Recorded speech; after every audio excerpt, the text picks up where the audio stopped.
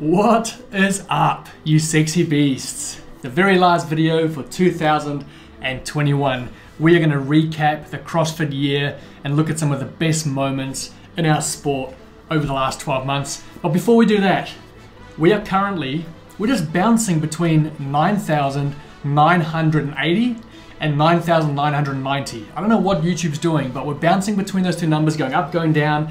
We just can't seem to break through and hit that 10K.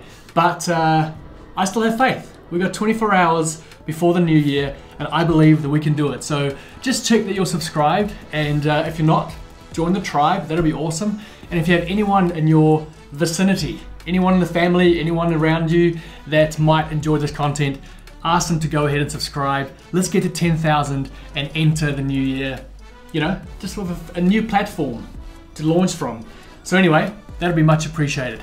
Let's get into, you know, the top memories that I have that I can think of the year, and then you can add yours down in the comments below as well. So the year started off with the Open, and with that, the Open announcements with Dave Castro were back. And one of my favorite moments of the year, it might be the top moment of the year, is Justin Medeiros just leaving Dave Castro hanging for the fist bump during the Open announcement.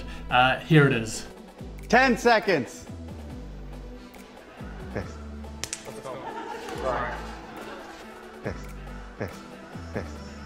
This season we had a brand new sponsor in Noble. We've moved from Reebok to Noble, and I think Noble did an exceptional job for their first year. At Madison at the games, they just took over the whole city. Every hotel, every staircase, every elevator was just branded with Noble, and it was really cool to see. And from talking to the athletes, it sounded like Noble really looked after them as well. So that was cool, and hopefully Noble just continues to do a better job year after year. Then, one of the major things that happened this year is the regionals. It was called the semi-finals this year, but really it was the regionals. It came back. We switched from the sanctional events, which was a bit of a mess, to bringing in the semi-finals, which was a highlight, I think, for athletes, spectators, and every fan of CrossFit. Actually, before we talk about the semi-finals, during the Open, there was a new movement announced, and that was the wall walk. And everyone hated it, and then it came up at the games, which is classic Dave Castro. You moan about a certain movement, the community hates it and moans about it, and sure enough, it shows up at the CrossFit Games. At the Torium Pro, just up here in Brisbane, one of the most memorable moments for me is James Newbury taking off his shoes to give it to another competitor, Luke de Jong. On the ski erg, he was slipping, and James was already finished. He finished the workout, so he took his shoes off and gave it to Luke. I thought that was a pretty special moment. And then how can you forget the clean and jerk moment of Kate. What's Kate's surname? Kate Gordon.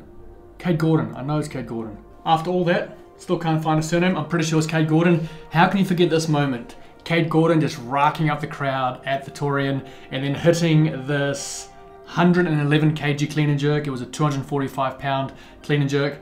Yeah, that was definitely a special moment.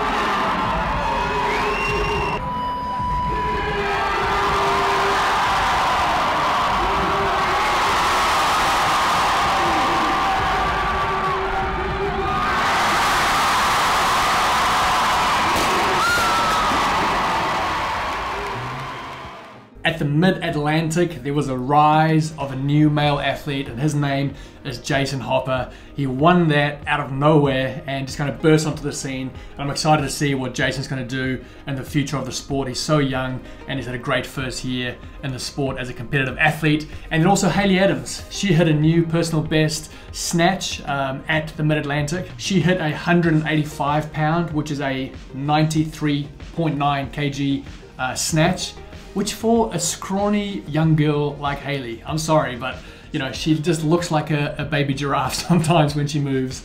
For her to lift that much weight, it is unreal. And her response, and Tasia, her coach's response, was definitely one of the highlights at the MidAtlantic.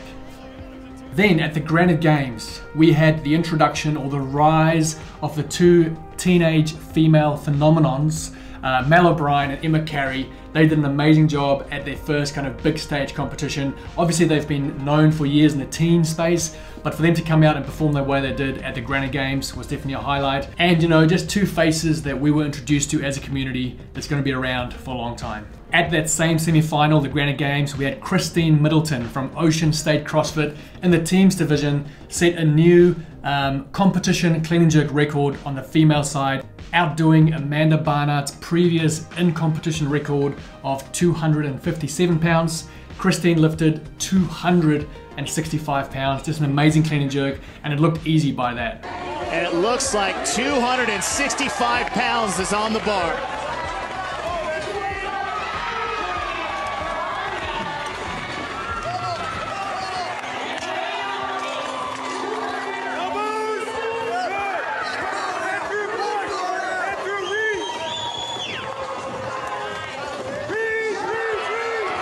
And there it is, the heaviest lift for the clean and jerk we've seen in CrossFit competition, Christine Middleton. And Big Anthony Davis, a snatch of 340 pounds, a new live in competition snatch record on the men's side. At the West Coast Classic, we had the Underdogs Athletics female athletes just sweep the floor clean, with Bethany Shadbourne taking it out, Carrie Pierce in second place, and Daniel Brandon in third place. So that was a highlight.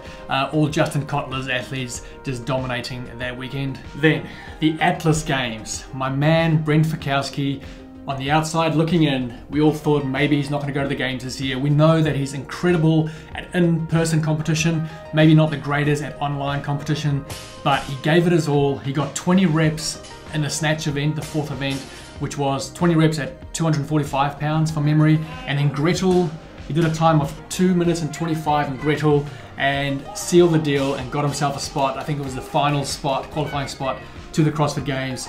I just thought that was by far the standout for the Atlas Games. Then at the CrossFit Games, it was the first year we had the adaptive division, which was just incredible to see. I've got a few friends in that division, and it was awesome to see them included at the CrossFit Games.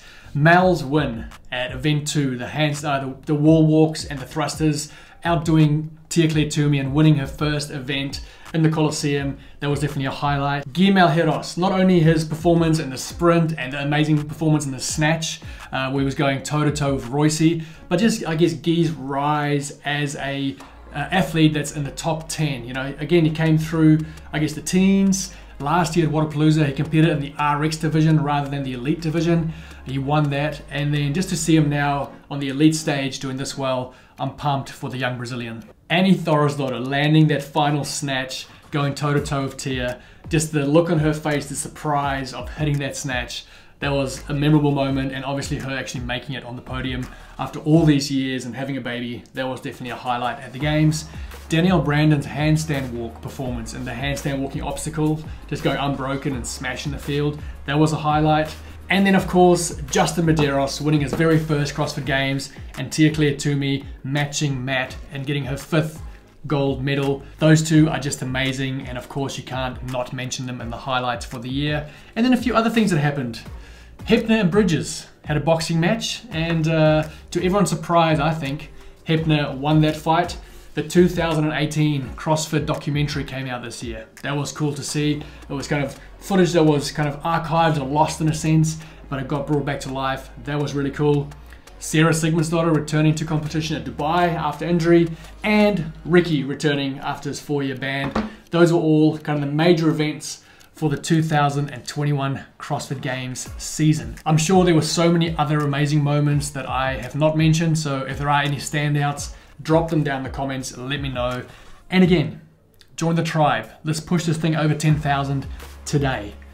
I appreciate you, I love you, I pray and I hope that you have the best 2022. In fact, I know you will, because you are a sexy beast and you will make it happen. Regardless of what comes your way, you will turn it around for good and do great things. So guys, thank you for being here this year. I've had a lot of fun. Thank you for supporting the merch and the presets and just watching the videos, commenting, interacting. I feel the love. I appreciate you.